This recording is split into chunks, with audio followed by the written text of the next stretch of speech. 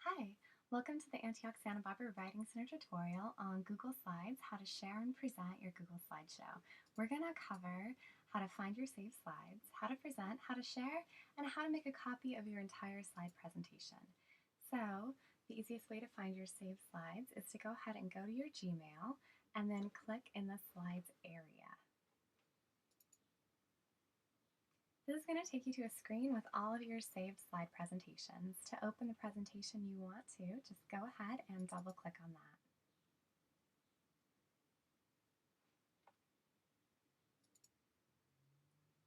As you can see, right now we're in the editing mode.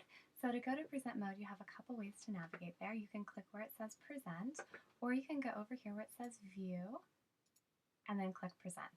So I'm going to go ahead and click present, and this will take us to present mode. To get out of this, just go ahead and click escape. You have a lot of options for sharing your slides. To share your slides, you can click here.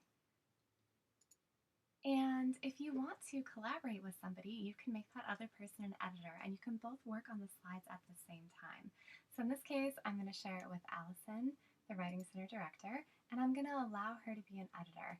It's always nice to send a note, and then they get a message in their email, just letting you know that you've shared a presentation with them. So I can go ahead and send her an email invitation to look at the slides and to collaborate with me. Over here you can see that I've shared it with one person. You have other options as well.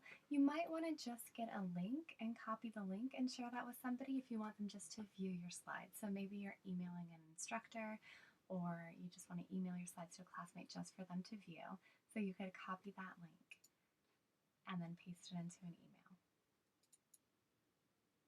One useful thing about being able to share with people is that you could share with multiple people. You could have a whole group of people, like a group of classmates, working on the same slideshow together. You could all be editing and adding to it at once, and it's automatically updated and saved online.